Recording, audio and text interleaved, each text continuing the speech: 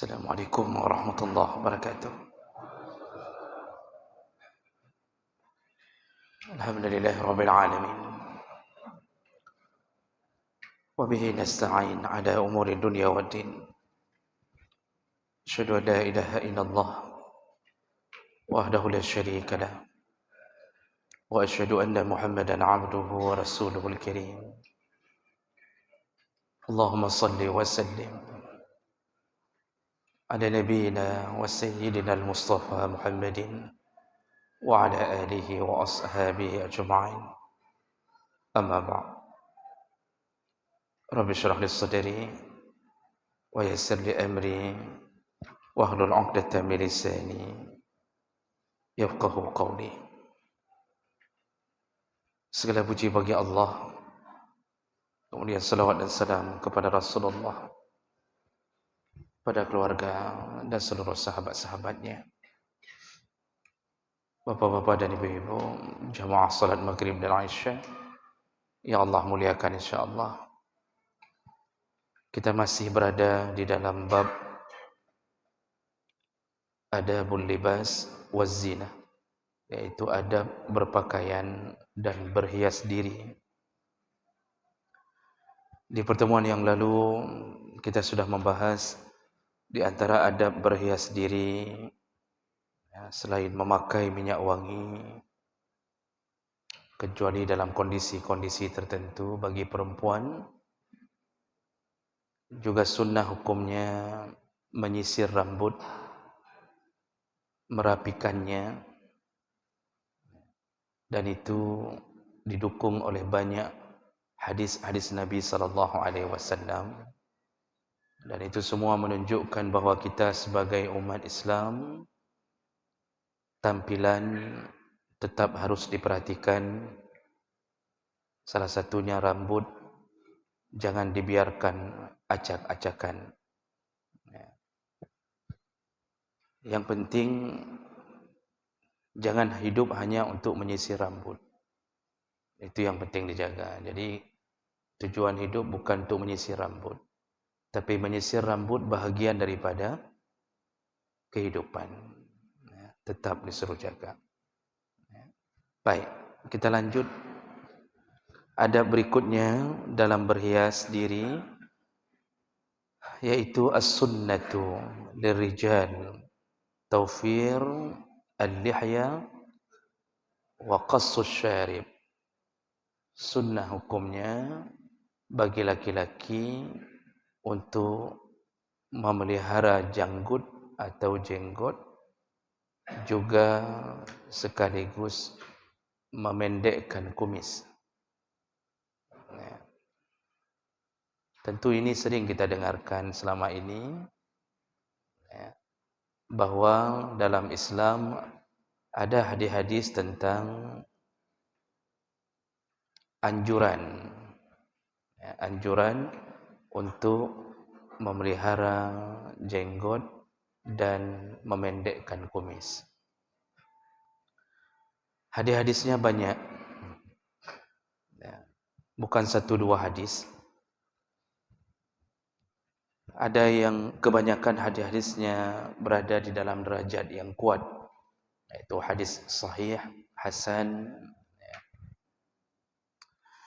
Di antaranya kita bacakan hadis Ibnu Umar radhiyallahu anhuma qala Rasulullah sallallahu alaihi wasallam, khalifu al-musyrikin. Kata Rasulullah, selisihilah gaya hidupnya orang-orang musyrik. Bagaimana caranya? Wa firru al-lihya wa ahfu asy-syarib. Peliharalah jenggot, kemudian pendekkanlah kumis. Dalam hadis yang lain, di sini disambung sedikit. Wa kana Ibnu Umar iza hajja aw i'tamara qabada 'ala lihyatihi wa yaqta' ma zada 'ala al-kaf. Ibnu Umar sendiri, ketika masa haji atau umrah, maka beliau mendekkan jenggotnya atau janggutnya. Beliau memotong janggutnya dan membiarkannya setelapak tangan. Jadi kalau sudah terlalu panjang, jenggotnya dipotong, dibiarkan oleh Ibnu Umar setelapak tangannya. Hadis riwayat Bukhari Muslim. Dalam hadis yang lain dari Ibnu Umar juga, zukira di Rasulullah sallallahu alaihi wasallam al-majus. Jadi ada yang menyebutkan tentang gaya hidup orang-orang Majusi. Majusi penyembah api. Rata-rata dulu berasal dari Persia. Jadi diceritakan di hadapan Nabi tentang bagaimana penampilan orang Majusi. Faqal, ada sahabat yang berkata, Nabi berkata, innahum yuwaffiruna sibadahum wa yahliquna lihahahum fakhalifuhum. Kata Rasulullah, kebiasaannya orang-orang Majusi itu yaitu memanjangkan kumis dan mencukur jenggot. Ini kebiasaan orang-orang Majusi, kata Rasulullah dulu. Jadi kumis dipanjangkan, jenggot dicukur. Fakhalifuhum, kata Rasulullah, maka selisihilah gaya hidup mereka. Maksudnya jangan tiru mereka. Ini baru kita baca hadis, Pak. Jangan pegang-pegang jenggot dulu. Dan jangan merasa khawatir, umadum kibanyo hana janggut. Belum. Kan belum kita jelaskan, baru kita baca hadisnya. Jadi enggak bisa mengambil kesimpulan hanya dengan membaca hadis. Jadi tenang, tidak mengapa. Hana payah hangi wiunan apa ya. Hana payah dunyuk-dunyuk kekah Majusi hana payah. Tidak perlu, Pak. Ini belum, baru kita bacakan hadis, ingin kita sebutkan bahwa itu ada petunjuk memang dari Nabi sallallahu alaihi wasallam. Karena saya lihat udah gaya mehmoh semua ini. Belum, Pak, belum selesai, masih panjang cerita ini. Kemudian tadi hadis riwayat Ibnu Hibban dan Tabrani dalam Al-Awsat dengan derajat yang hasan. Juga ada hadis dari Abu Hurairah radhiyallahu anhu qala Rasulullah sallallahu alaihi wasallam, innal majusa tu'fi syawaribaha wa tukhfi lihaha. Jadi orang-orang Majusi itu memanjangkan kumisnya, mencukur jenggotnya. Fakhalifuhum, selisihilah gaya hidup mereka atau gaya mereka. Khuzu syawaribakum, kata Rasulullah, pendekkan kumismu. Wa'afu lihakum, lalu peliharalah atau panjangkan jenggot kalian. Ini hadis dari Ibnu Hibban. Para ulama ahlul hadis menyebutnya sahih. Lalu kemudian ada hadis dengan bunyi yang sama, riwayat Muslim dan Ahmad, juga masalah Majusi, disuruh berbeda dengan Majusi. Nah, ada hadis lain riwayat Tirmizi dan Ahmad dengan hasan, dengan derajat yang hasan, dari Abi Hurairah radhiyallahu anhu anna Rasulullah sallallahu alaihi wasallam qala, a'fu al-liha, panjangkanlah jenggotmu. Wa khuzu asy-syawarib, pendekkanlah kumismu. Wa ghayyiru syiyabakum, bagi yang beruban putih maka warnailah ubanmu. Wala tushabbihu bil yahud wan nasara, janganlah kalian meniru-niru gaya Yahudi dan Nasrani.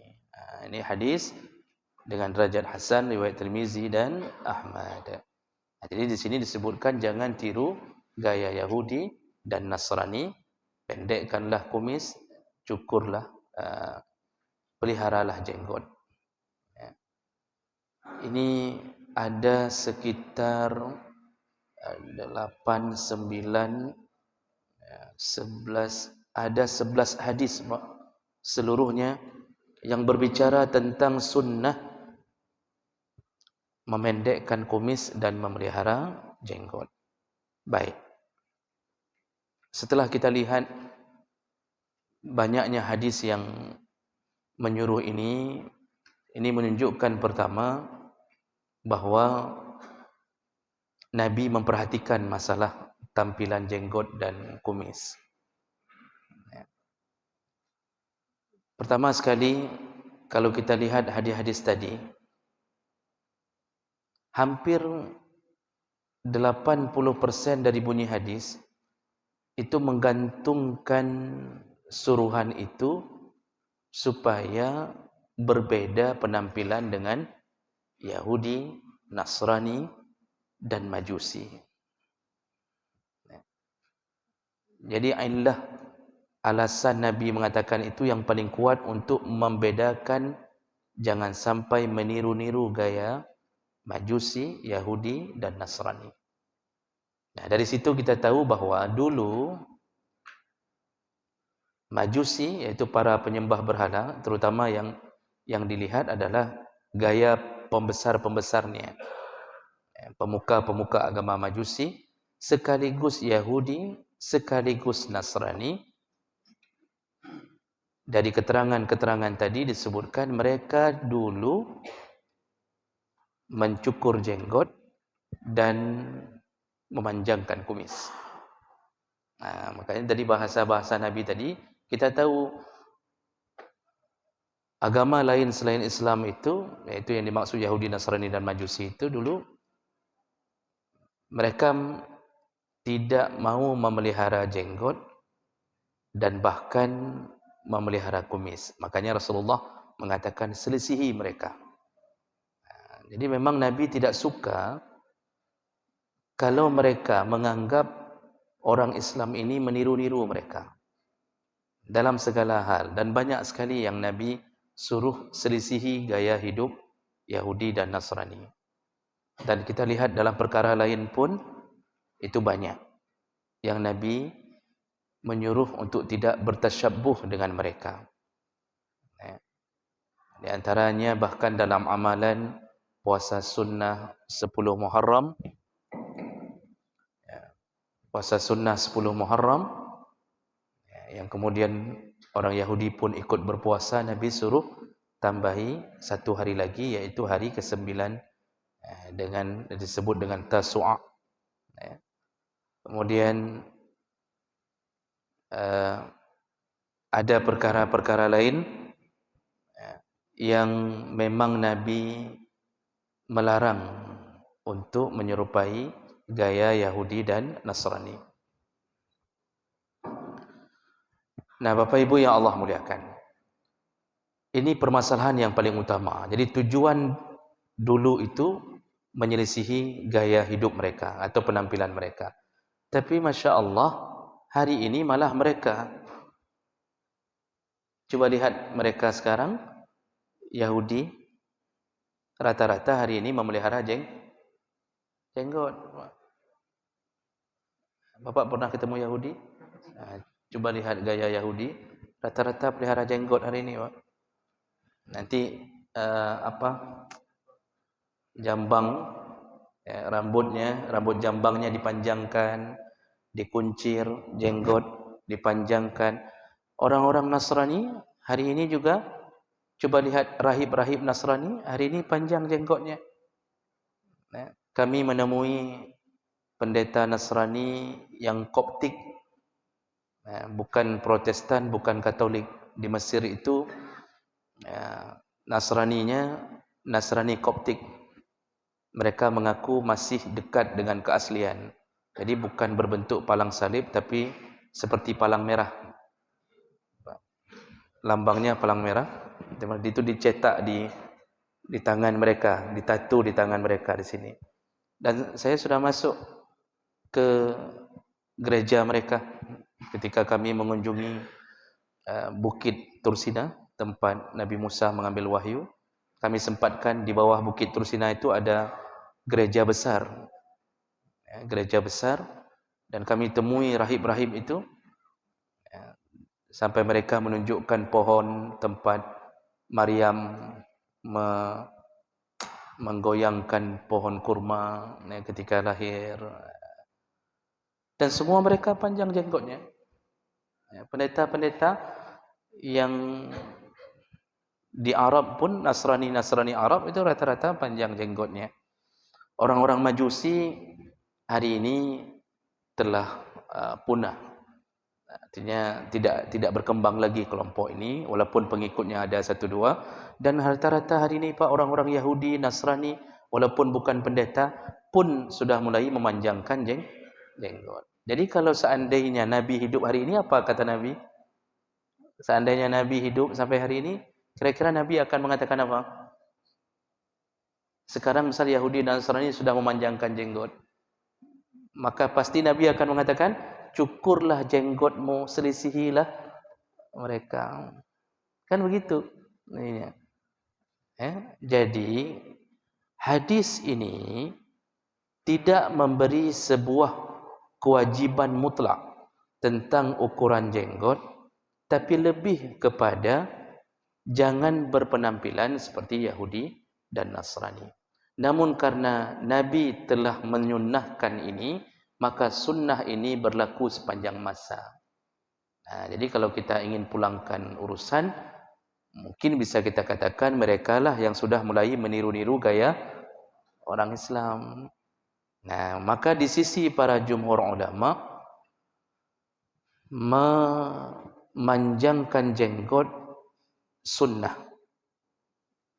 Namun walaupun begitu, ada sekelompok ulama, terutama dari kalangan mazhab Hambali, yang mengatakan wajib memanjangkan jenggot, haram untuk mencukurnya. Tapi jumhur mengatakan sunnah, tidak sampai pada wajib. Mencukurnya pun kalau memang dibutuhkan, tidak mengapa. Tapi kalau tidak dibutuhkan, kita cukur suka-suka kita, tidak dibutuhkan, hanya berada pada hukum makruh. Imam Nawawi menyebutkan dalam kitab Rawdatul Talibin, mencukur jenggot makruh seandainya tidak dibutuhkan. Tapi kalau dibutuhkan, contohnya sudah berkutu, jenggot mengutih, jadi garuknya bukan di kepala, akan jenggot tapi mengutih, sudah berbahaya. Atau ada penyakit kulit, nggak boleh ada jenggot, maka tidak mengapa. Jadi jangan bersedih dengan mereka yang tidak punya jenggot. Itu alasan pertama yang perlu kita fahami tentang jenggot.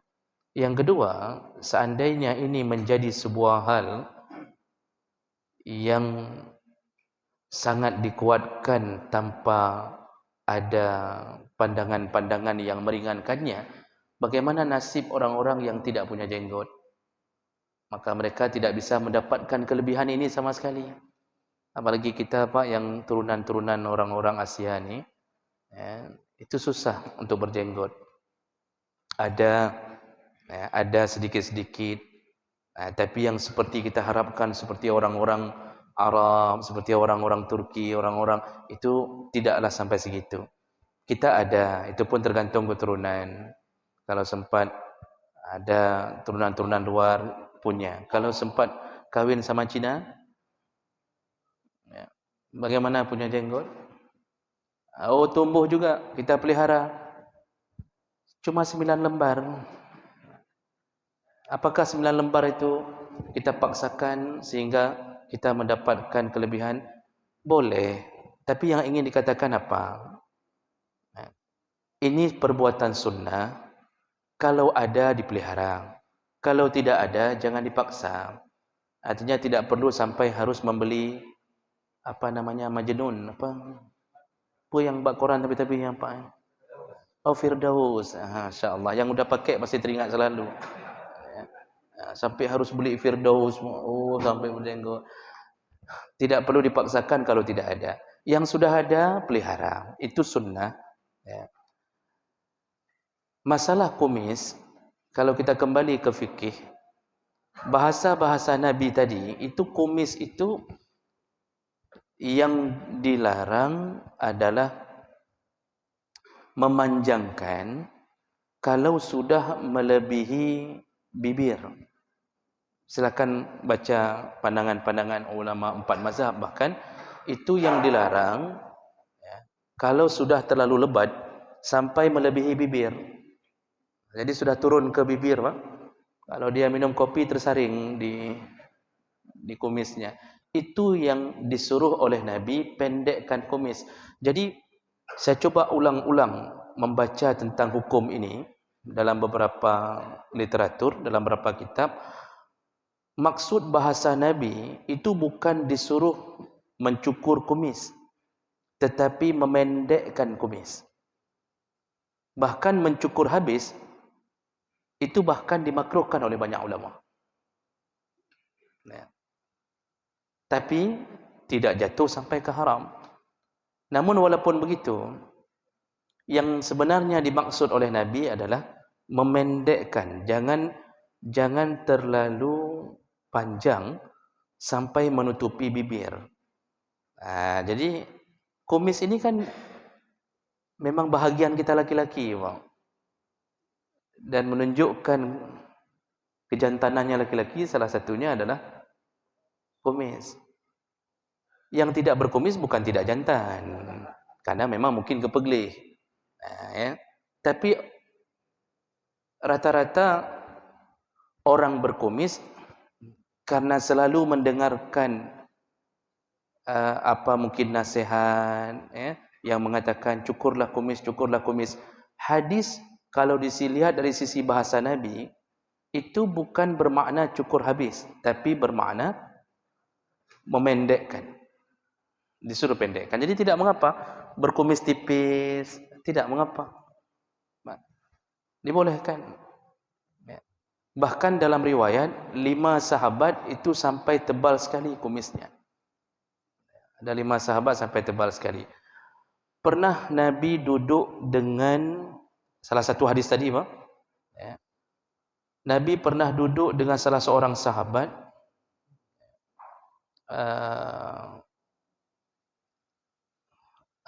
yaitu dari Mughirah bin Syu'bah, mengatakan diftun Nabi sallallahu alaihi wasallam.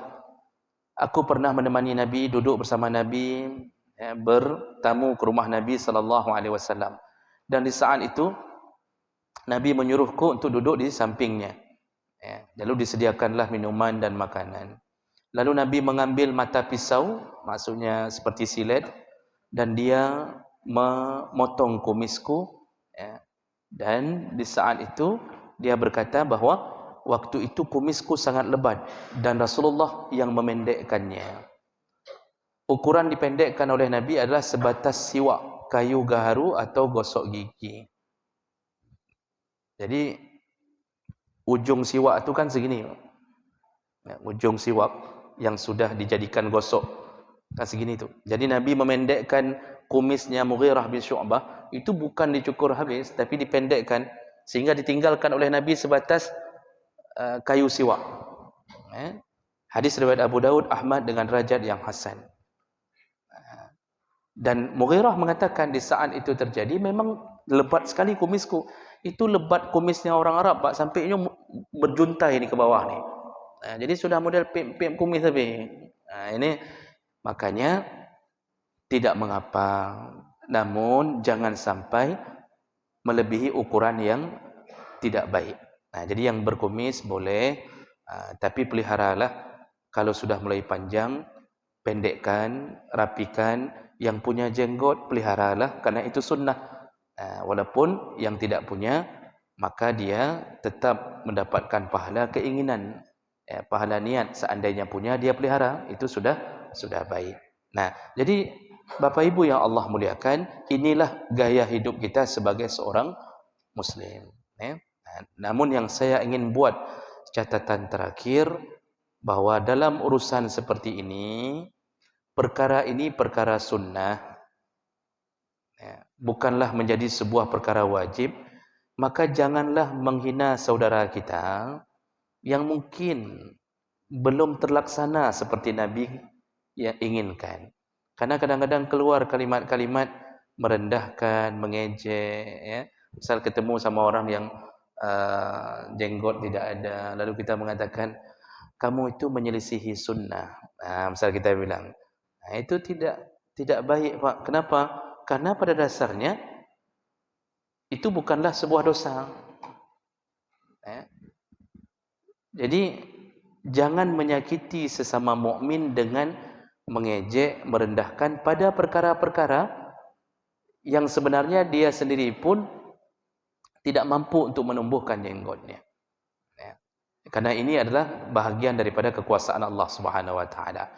Jadi jangan sampai mengatakan orang ahlul bid'ah karena tidak berjenggot, ya, kemudian tidak mengikuti sunnah Nabi segala macam. Tolong perkecil kalimat-kalimat seperti itu. Ya. Karena ini bukan ranah kita untuk bisa memenuhi keinginan tubuh kita sendiri. Ya. Namun kalau mengajak orang, ya ajak, tapi jangan diejek. Hari ini penyakit kita, kenapa kita susah sekali untuk menyatu, karena seringnya keluar kalimat-kalimat yang merendahkan sesama mukmin. Dari pihak manapun, jangan sering-sering melakukan hal seperti itu. Baik, ini pelajaran dari Nabi untuk kita semuanya pada malam yang mulia ini. Saya berhenti sebentar, masih tersisa waktu sekitar 10 menit ya.